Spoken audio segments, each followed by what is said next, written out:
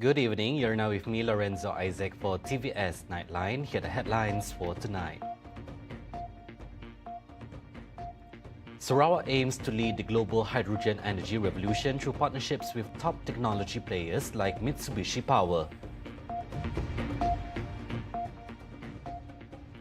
Alayarhama Nurul ASIKIN Lan, 26, laid to rest in Kuching as family seeks justice for her tragic murder.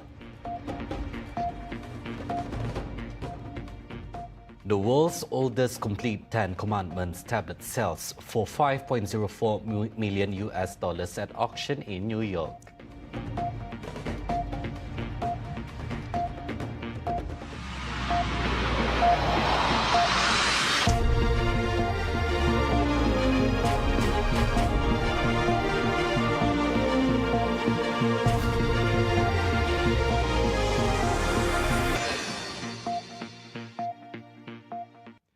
Sarawak is poised to become a leader in the global hydrogen energy revolution, aligning with international efforts towards sustainable energy transition.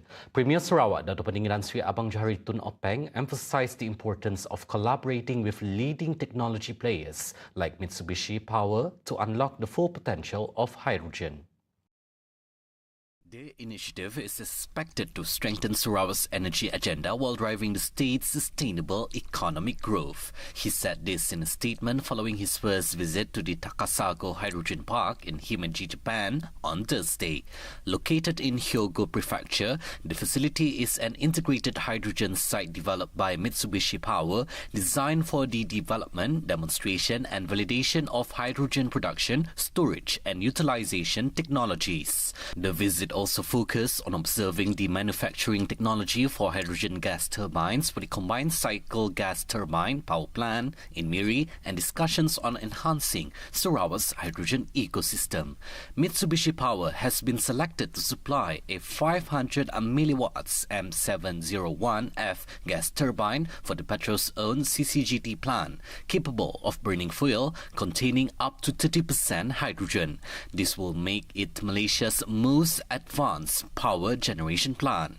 The CCGT project is one of the key infrastructure initiatives under the Sarawak Gas Roadmap, including the Samalaju gas pipeline and the Kuching Low Carbon Hub, and is expected to be operational by late 2027.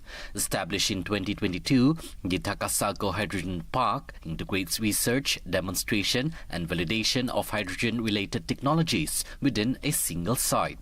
The Premier and the Sarawak delegation were welcomed by Mitsubishi's power leadership team led by Takuya Murase, President and CEO of the CCGT Business Unit, and Takao Sukwe, Executive Vice President of International Business and Marketing.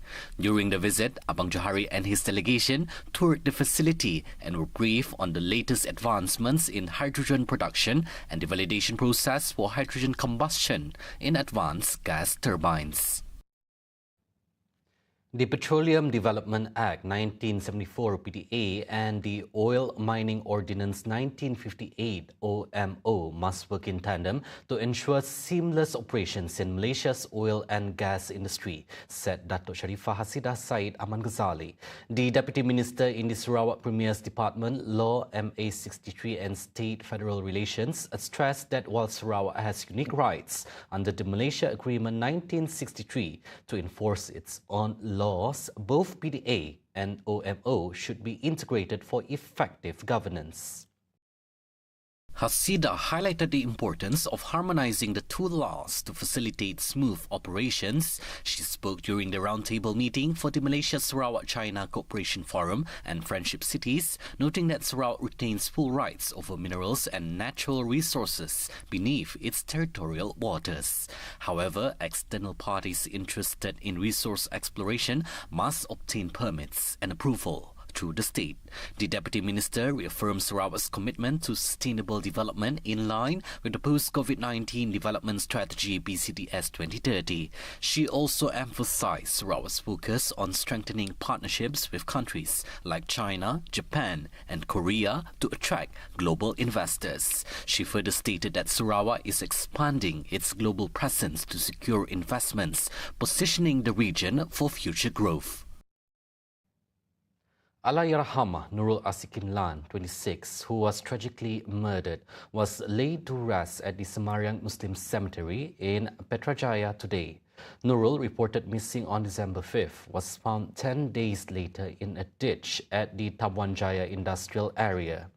Her funeral, attended by around 200 people, concluded at 1:30 p.m., with grieving family members recalling her as a cheerful and well-loved individual.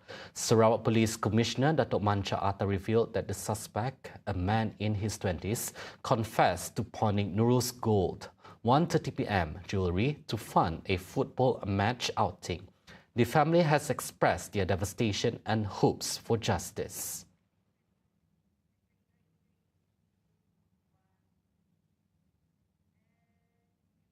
A 41-year-old man lost his life in a crocodile attack at Kampong Sampun Tebun, Asajaya earlier today. The Sarawak Fire and Rescue Department Bomba reported receiving an emergency call at 4:42 p.m., prompting a swift response from their Asajaya team. Upon their arrival, they confirmed that the victim, identified as Gindek Julau, had been attacked by a crocodile. His body was found in Sungai Sampun by his elder brother around 4:30 p.m. Bomba stated that the remains were later handed over to the police for further investigation.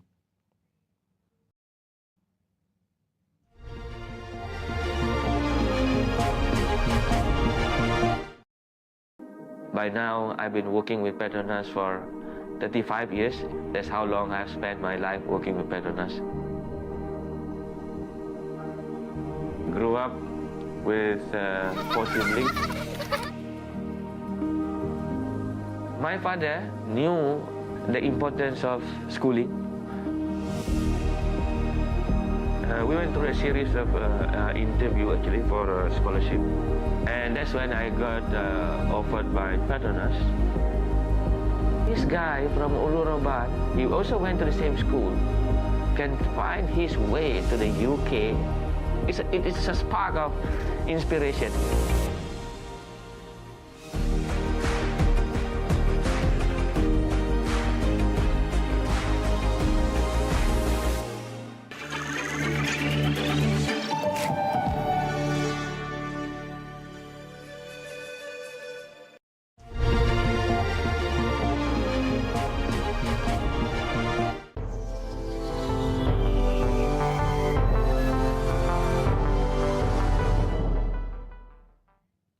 Welcome back. A plane that was coming to land at San Fernando Airport in Buenos Aires overshot the runway and crashed into a house. The aircraft, traveling from Uruguay, lost control while approaching the Buenos Aires suburbs and collided with residential properties. The jet appeared to try then to speed up and take off again, but it instead left the runway and crashed into a house at high speed. Sigo estando nerviosa porque no me puedo recuperar. Porque era impresionante ver el incendio, el humo, y mi mamá estaba adentro en la casa con toda la gente, mi sobrino, la inquilina que está alquilando ahí en una habitación, estaba embarazada la chica, estaban todos adentro. It then erupted into flames, killing the pilot and co-pilot, who were the only people on board at the time. Several homes and vehicles were damaged in the incident. 11 people died in a fire in a cafe in Hanoi, and police have arrested a man suspected of starting the blaze, Vietnam's Ministry of Public Security said on Thursday. Police said in a statement that the man had confessed to using gasoline to light a fire on the ground floor of the 3-story cafe on Wednesday after an argument with the staff. Recent footage showed firemen working to put out the fire and the bodies of victims being removed. Cô ra cô mở cửa thì cô thấy cột khói nó lên, kinh quá, cô chạy lên cô gọi cháu cô. Đấy, có mỗi 2 bà cháu ở nhà, cô gọi cháu cô là con ơi cháy rồi, hàng xóm cháy rồi, đi xuống mau lên. Cô mới hô xung quanh là mọi người ơi cháy rồi, cháy to lắm, mang con xuống đi. Đấy, thì người ta ôm con, ôm cháu, người ta sinh viên, người ta ôm con, ôm cháu, người ta xuống, rất xe, rất xiết ra. Đấy. Thế là ra đây thì ngụt ra như thế, không chẳng làm gì được. Nhìn thấy thôi, không làm gì được. The state-run Tien Phong newspaper reported the suspect is in his early 50s. The police revealed that the fire was first reported to them just after 11 p.m. local time on Wednesday. 7 people were rescued from the fire, with 2 of them hospitalized. The world's oldest complete 10 Commandments tablet was sold at an auction in New York City for approximately $5.04 million. This 1,500-year-old marble tablet exceeded expectations, surpassing its pre-auction estimate of $1 million to $2 million.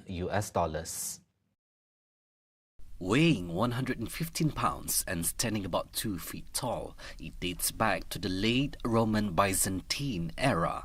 Discovered in 1913 during railway excavations along Israel's southern coast near ancient synagogues, mosques and church. Its significance went unrecognized for decades, according to Sotheby's. The text, inscribed in a Paleo-Hebrew script, includes 9 of the 10 commandments from the book of Exodus.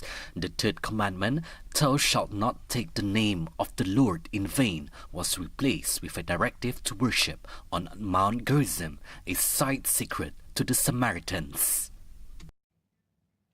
Those were the updates on TVS Nightline. I'm Lorenzo Isaac. Thank you for watching and have a good night.